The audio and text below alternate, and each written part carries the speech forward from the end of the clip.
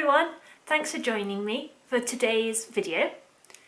I'm Lizzie and I work at the Lapworth Museum of Geology at the University of Birmingham.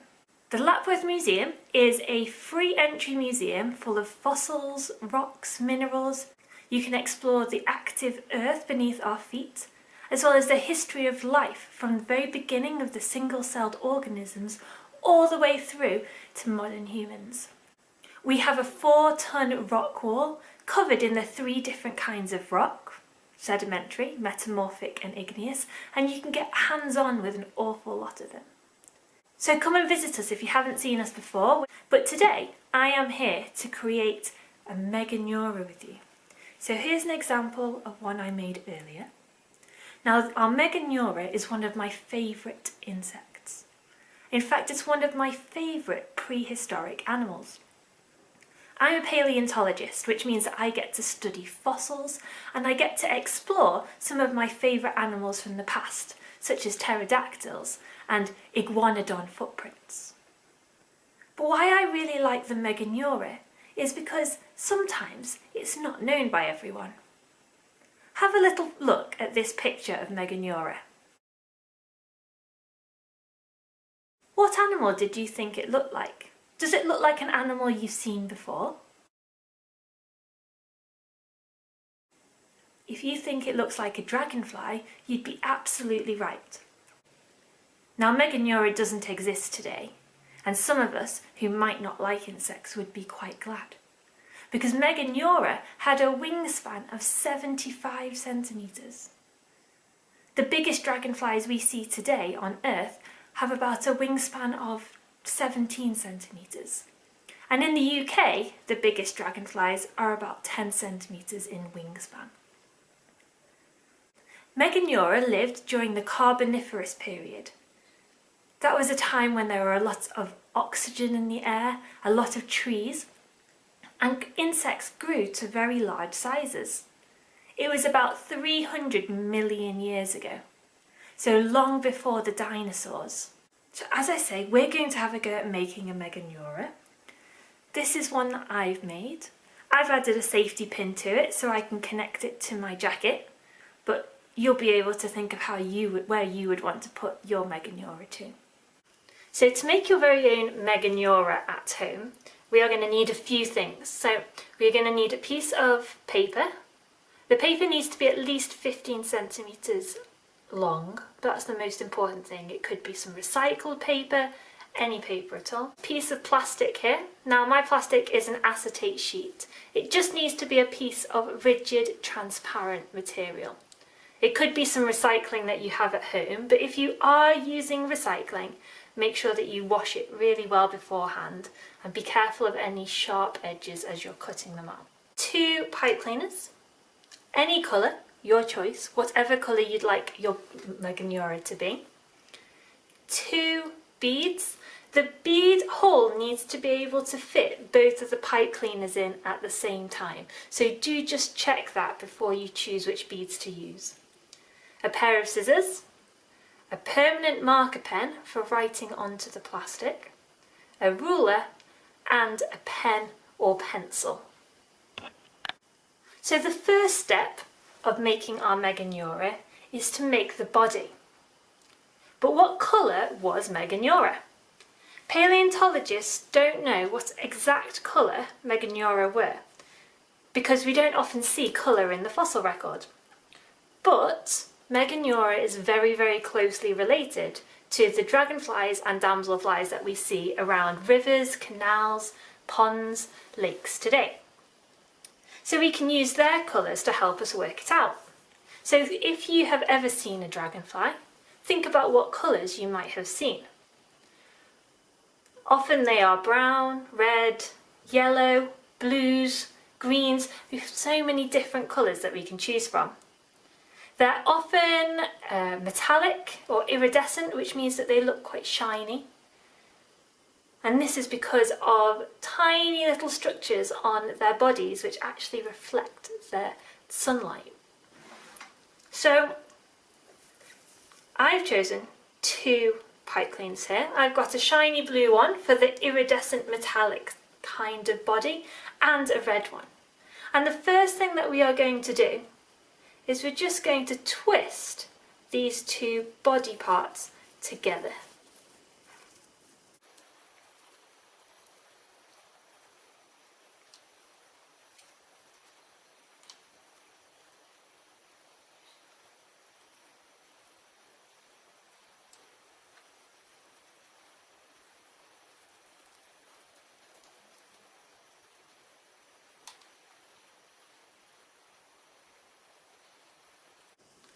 So you should have a well twisted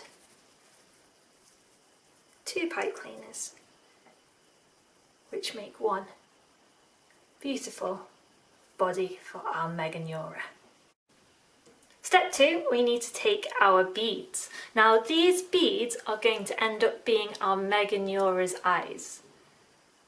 Meganeura's eyes were compound eyes, which means it had lots and lots of little lenses for it to see through. And they took up most of its head. So unlike humans, who have quite small eyes compared to the rest of their heads, Meganeura's was a large proportion of it. Their eyes weren't as good at seeing as human eyes, but they would have had a very wide field of view, so they would have been able to see what was all around them a lot better than we could. And that's because they needed to be able to see fast movements so that they could see things they wanted to eat, like small insects, as well as moving away from large predators that might have wanted to eat them. So for this step, we're going to take our two beads and we're going to thread them onto our pipe cleaner. Now it could be a bit tricky, but keep giving it a go, and as long as the beads are big enough, you should be able to get them on both pipe cleaners. There's one.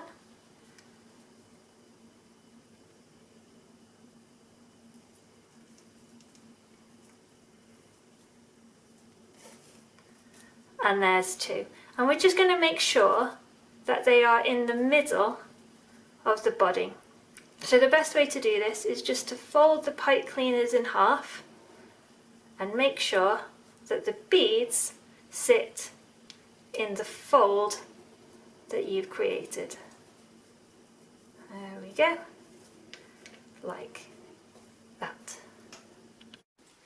So the next step is to make the wings of our Meganeura. So Meganeura, like dragonflies that we see today, had two pairs of strong wings which attached to the middle section of their body. Now, as an insect, we would call this middle section of their body the thorax. And all insects have a thorax, but not all insects have wings. So it's something that's special to certain insects. Now, Meganeura had a wingspan of 75 centimetres. And it would be quite tricky for us to find a piece of plastic that was big enough to make that wingspan. So instead, we're making a Meganeura with a wingspan of 15 centimetres, which means that it is 5 times smaller than the Meganeura that we would have seen flying around during the Carboniferous period. If you have a little look at your door frame at home, your door frame is probably about 75 centimetres. So imagine a dragonfly that couldn't fit through your door easily because its wings are that big. So to draw our wings, we're going to take our ruler and, making sure we're using the centimetre side, we're going to draw a line which is 15 centimetres.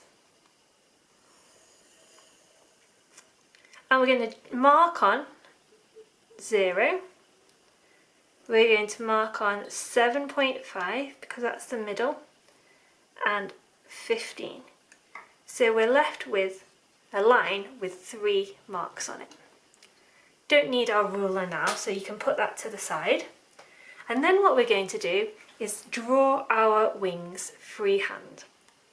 So to draw our wings, we're going to start with our pencil just above the mark in the middle. And we're going to draw our wings so that they curve upwards. And then come back down towards the middle.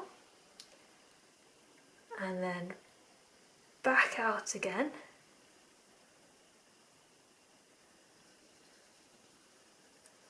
And towards the middle. Now can you see how I have kept the middle quite thin and how the wings curve upwards? We're going to try and do exactly the same thing on the other side now.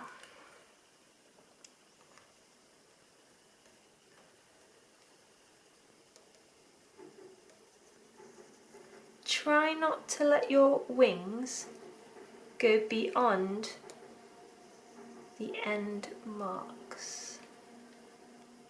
Okay, now I'm no artist and my wings aren't very even. So I can now even these wings up a bit to make them look about the same length. So you can bring that bit round there. This piece of paper isn't going to be used to make our Meganeura. It's simply being used as our template for what we are going to do next with the piece of plastic. So next we'll take our piece of plastic and place it over the top of our wings. And then take our permanent pen and we're going to draw around the outside of the wings. We shouldn't need to worry about smudging it if we have a permanent pen. As a left-hander, I have to think a little bit about smudging things sometimes.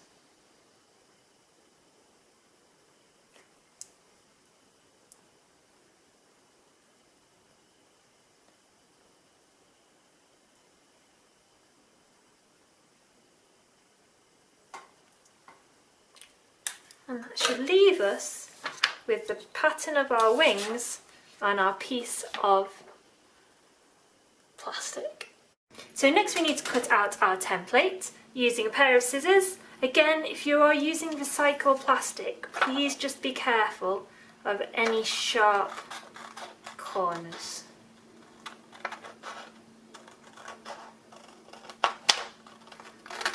I tend to cut around the outsides first and then do any detail after when there's slightly less plastic in the way of my hands.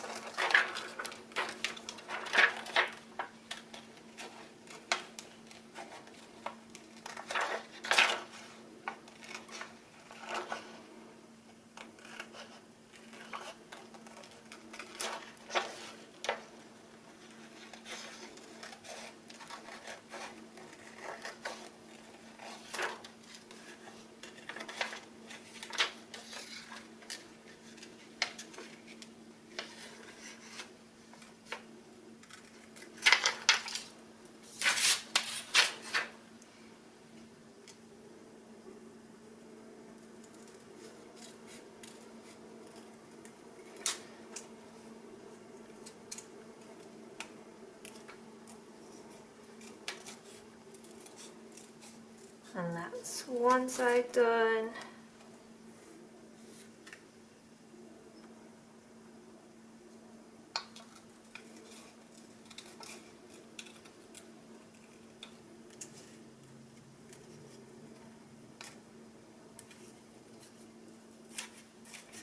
And the second side done. Round off any corners that you might have left on, and there we have our wings. So Meganeura, the name actually refers to large nerves, and that's because of the veins which we actually see on the wings. So what we need to do before we continue is to get these veins drawn onto the wings. So I'm going to put a piece of white paper underneath so that you can see what I'm doing. And then using our permanent pen, I'm just going to start drawing branch-like structures on each of the wings. So they need to be fairly small. Can you see how I'm almost like tree branches or feathers, and just adding smaller arms to the branches each time. And this is what we can use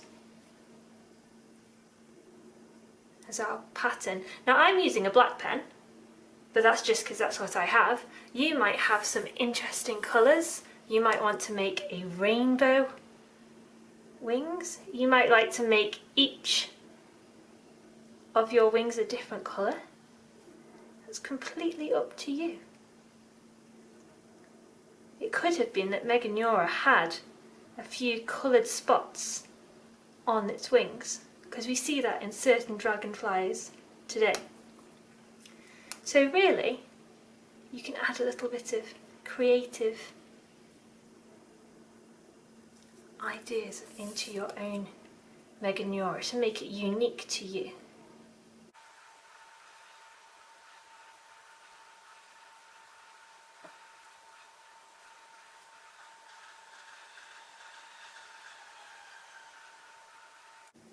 And there we go. We have our Meganeura wings. So for the final step of making our Meganeura, we have our body and we have our wings. So first of all, we're just going to twist our body completely closed. This just means that the beads aren't going to come off, the eyes, and it gives our Meganeura a slightly thicker body.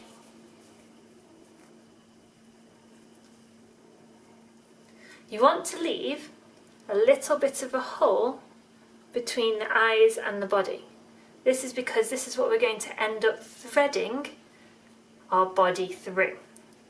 So once you've done this step, we're going to take our wings and we're going to rest them on top of the body in the middle, like this. And then what we're going to do is we're going to thread the bottom of the body over the wings and through the hole we left between the eyes. And when we pull it tighter, our wings should be held in position.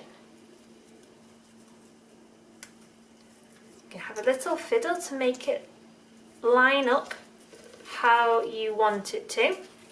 You might want to twist the head to close the hole that we left.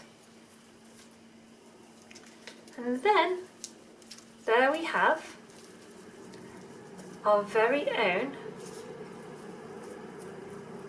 Meganeura. Now you might want to add your own extras to your Meganeura. For example, I have added a safety pin to this Meganeura, as it means I could wear it as a brooch. You might want to add a magnet so that you could stick it to a fridge or a radiator or maybe a lamp. You could add a hair clip and then you could wear your Meganeura as a hair accessory. We would love to see the Meganeura you create. So share with us any images of the Meganeura you managed to make at home. Thank you for joining me in making our Meganeura. I hope you enjoyed it, and I hope you learned some things which you can share with friends and family when you next speak to them. Don't forget, the Lapworth Museum of Geology is on the University of Birmingham campus. We're free to visit, so come along and explore the world of geology and paleontology for yourself.